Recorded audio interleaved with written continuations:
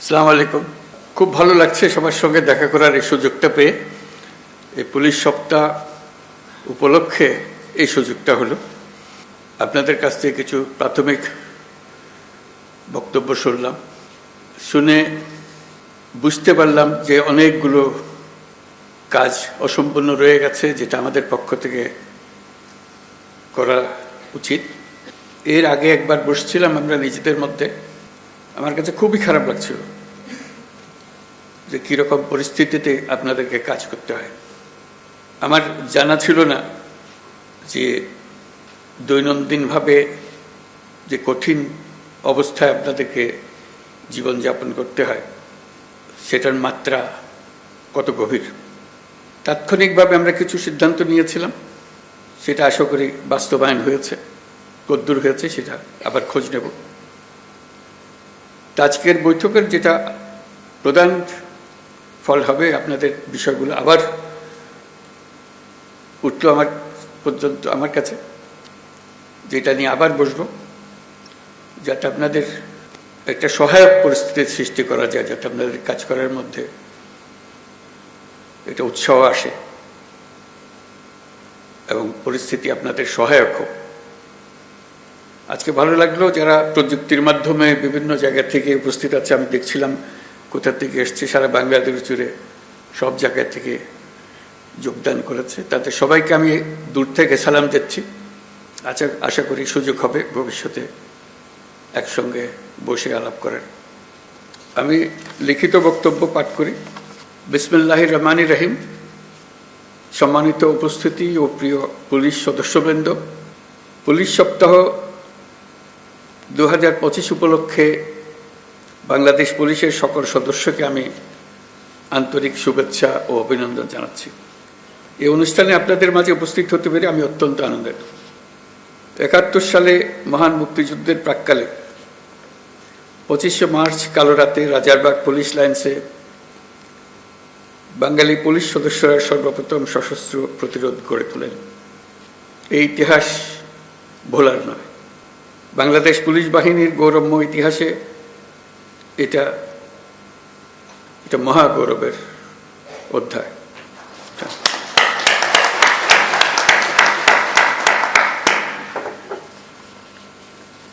আজকের দিনে এই মহান মুক্তিযুদ্ধের শহীদ পুলিশ সদস্যদের আমি গভীর শ্রদ্ধা নিবেদন করছি। সর্বস্তরের মানুষের অধিকার, মর্যাদা, ন্যায় বিচার প্রতিষ্ঠিত হবে, কোনো বৈষম্য থাকবে না। যুগ যুগ ধরে এটাই ছিল মানুষের মহান আকাঙ্ক্ষা। এই আকাঙ্ক্ষা পূরণে জোর ভূমিকা রাখতে হবে আইন শৃঙ্খলা বাহিনীকে। স্বৈরাচারী শাসনামলের 15 বছরে দেশের পুলিশ বাহিনীকে দলীয় বাহিনীতে পরিণত করায় সমস্ত ব্যবস্থা ধ্বংস হয়ে গিয়েছিল। স্বৈরাচারের অবৈধ অন্যায় আদেশ পালন করতে গিয়ে পুলিশ বাহিনী ব্যাপকভাবে জনরোষের মুখে পড়ে। অনেক সৎ পুলিশ সদস্যদেরও এই জন্য মাশুল দিতে হয়েছে। প্রিয় পুলিশ সদস্যগণ, গত আগস্টে অন্তর্বর্তী সরকার যখন দায়িত্ব গ্রহণ করে, সে সময় এদেশের আইনশৃঙ্খলা বাহিনী ভঙ্গুর অবস্থায় ছিল। পুলিশের সঙ্গে জনগণের দূরত্ব সৃষ্টি হয়েছিল। সরকার পরিস্থিতির উন্নতির জন্য যা কিছু প্রয়োজন সব রকমের ব্যবস্থা নিয়েছে। সড়ক মহাসড়কে বিশৃঙ্খলা ও জনদুর্ভোগ নিরসন, বিশেষ অভিযান পরিচালনা, অংশীজনের সাথে পুলিশের আন্তঃযোগাযোগ জোরদার করা, পুলিশ সদস্যদের মনোবল বৃদ্ধিতে প্রয়োজনীয় প্রণোদনামূলক ব্যবস্থা নেওয়া হয়েছে। আপনাদের অক্লান্ত পরিশ্রমে শান্তিপূর্ণভাবে দুর্গাপূজা, বিশ্ব ইজতেমা, ঈদ উল ফিতর, বাংলা নববর্ষ সহ বিভিন্ন উৎসব অনুষ্ঠিত হয়েছে।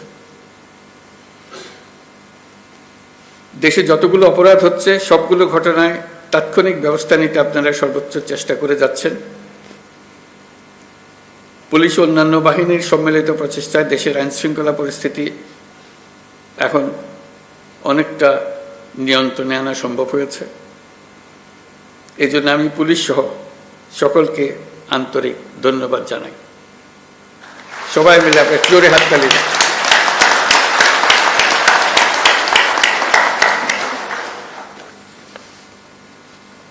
এই হাততালি আপনাদের প্রাপ্য।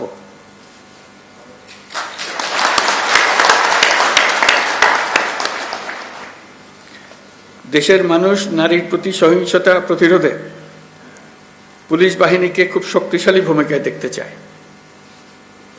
আমি আপনাদের প্রতি আহ্বান জানাই, নারী ও শিশুর নিরাপত্তায় সর্বোচ্চ সংবেদনশীল হয়ে কাজ করবেন।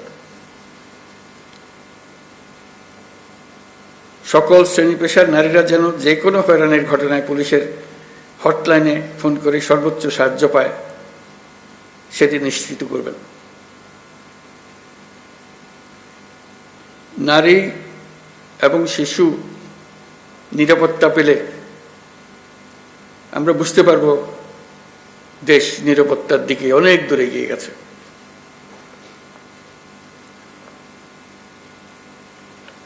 আমরা জানি পুলিশ বাহিনীর সামনে নানা সীমাবদ্ধতা ও চ্যালেঞ্জ রয়েছে।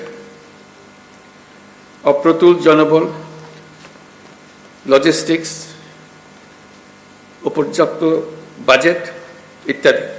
কিন্তু আমাদের সবচেয়ে বড় চ্যালেঞ্জ হলো বিগত 16 বছরে পুলিশ জনগণের মধ্যে যে দূরত্ব সৃষ্টি হয়েছে, সেই দূরত্ব কমিয়ে আনা, পুলিশ বাহিনীর প্রতি মানুষের আস্থা ফিরিয়ে আনা। আমি বলবো এটা কঠিন না। একবার সে আন্তরিক পরিবেশ সৃষ্টি হলে এই বন্ধন অটুট থাকবে। আমাদের সমাজ যে একটা সুশৃঙ্খল সমাজ, সেটা প্রমাণিত হবে। আমাদের সবাই মিলে একটা সর্বাত্মক প্রচেষ্টা হবে যেন মানুষ এবং পুলিশের মধ্যে দূরত্ব আমরা গুছিয়ে ফেলতে পারি। মানুষ পুলিশকে দেখলেই তাকে বন্ধু হিসেবে বরণ করে নিতে এগিয়ে আসে। তার প্রতি কোনো বিরূপ মনোভাব যেন মানুষের মনে না থাকে। মাঠ পর্যায় থেকে শুরু করে সকল স্তরে আইন শৃঙ্খলা বাহিনীকে জনগণের বিশ্বাস অর্জনের জন্য কাজ করতে হবে। এই কাজটা আপনাদেরকেই করতে হবে। আর সরকারের দিক থেকে যা যা প্রয়োজন তা বাস্তবায়ন করা আমাদের দায়িত্ব। আমরা সে দায়িত্ব গ্রহণ করছি। পুলিশের সংস্কারের লক্ষ্যে অন্তর্বর্তীকালীন সরকার উদ্যোগ নিয়েছে। তৃণমূল পর্যায়ে কর্মরত পুলিশ সদস্যদের কল্যাণে কয়েকটি বিষয়ে দ্রুত ব্যবস্থা নেওয়া হয়েছে। আজকের এই মিটিংয়ের পরে আপনাদের সঙ্গে, সবার সঙ্গে, সারা দেশের সবার সঙ্গে সাক্ষাৎ হওয়ার কারণে, আপনাদের কথা শোনার কারণে আমরা আবার দ্রুত একবার বসবো সবাই মিলে, যাতে করে যে সমস্ত সমস্যা আছে সেগুলা দ্রুত সমাধান বাস্তবায়ন করা যায়। সেটা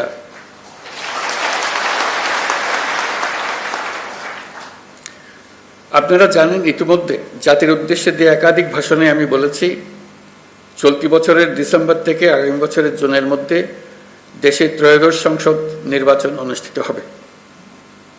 সেই নির্বাচন যেন সুষ্ঠু ও শান্তিপূর্ণ উপায়ে অনুষ্ঠিত হয়, সেজন্য পুলিশ সদস্যদের ভূমিকা খুবই গুরুত্বপূর্ণ।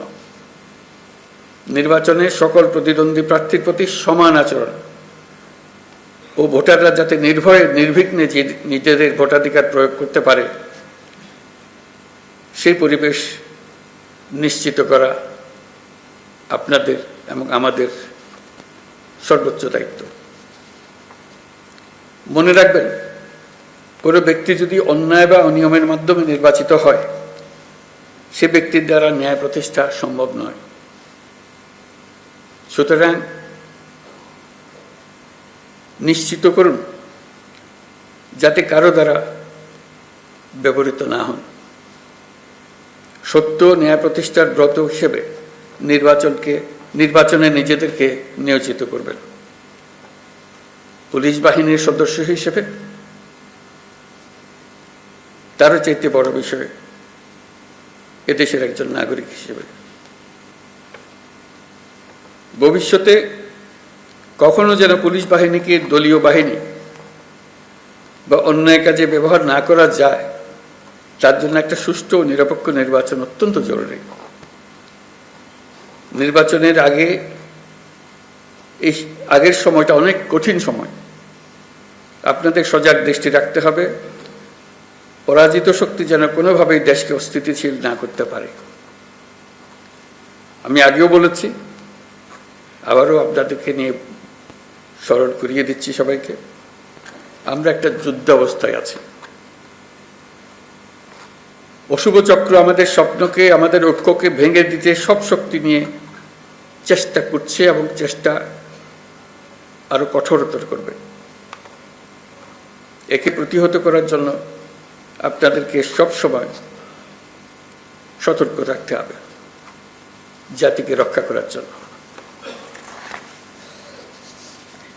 বর্তমান অন্তর্বর্তীকালীন সরকার দায়িত্ব নেওয়ার পর থেকে আমরা ন্যায্য অন্যায্য আন্দোলনে মানুষকে রাস্তায় নেমে আসতে দেখেছি। এসব পরিস্থিতিতে আপনারা ধৈর্যের পরিচয় দিয়েছেন। আশা করি একই রকম ধৈর্যের পরিচয় দিয়ে আগামী দিনগুলোতেও আপনারা কাজ করে যাবেন। পুলিশ জনগণের বন্ধু। পুলিশ বাহিনীকে সেই ইমেজ প্রতিষ্ঠা করতে হবে। এটা কঠিন হলেও এটাই ন্যায্য, এটাই আমাদের করতে হবে। প্রথমবারের মতো এবার পুলিশ সপ্তাহে ধর্মীয় নেতা, সাংবাদিক ও বিভিন্ন সম্প্রদায়ের নেতাদের সঙ্গে বৈঠক অনুষ্ঠিত হবে বলে আমি জানতে পারলাম। এই বৈঠকে পুলিশের উপর জনসাধারণের প্রত্যাশা নিয়ে আলোচনা হবে। আমার প্রত্যাশা হলো এটি যেন চলমান থাকে। প্রতি বছর পুলিশ সপ্তাহে যেন এই ধরনের বৈঠক অনুষ্ঠিত হয়, আর যেন পুলিশ সপ্তাহের জন্য অপেক্ষা করতে না হয়। সুযোগ পেলে এই ধরনের বৈঠক দরকার, তাতে পরস্পরের বোঝাবুঝিটা পরিষ্কার হয়ে যায়। পুলিশের সঙ্গে জনগণের দূরত্ব কমিয়ে আনতে এটা অত্যন্ত জরুরি। আমরা একটা ন্যায্যতার ভিত্তিতে গঠিত একটি বৈষম্যমুক্ত গণতান্ত্রিক বাংলাদেশ নির্মাণের স্বপ্ন দেখছি। আমরা দ্বিতীয় বাংলাদেশ গঠন করার স্বপ্ন দেখছি। জুলাই গণ অভ্যুত্থান আমাদের সেই সুযোগ করে দিয়েছে। এই সুযোগ যেন আমরা না হারাই। এই সুযোগ হারালে আমরা পরবর্তী প্রজন্মের কাছে চিরজীবনের জন্য দায়ী থাকব। বিশ্বের বুকে একটি শান্তিপূর্ণ সমৃদ্ধ দেশ হিসেবে বাংলাদেশ মাথা তুলে দাঁড়াচ্ছে এবং মাথা উঁচু করে রাখবে সবসময়। এই স্বপ্ন পূরণে আপনাদের ভূমিকা অনেক।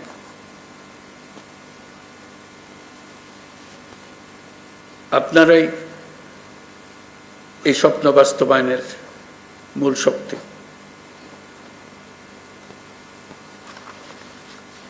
পুলিশের কাজকর্ম, পুলিশের সঙ্গে মানুষের সম্পর্ক,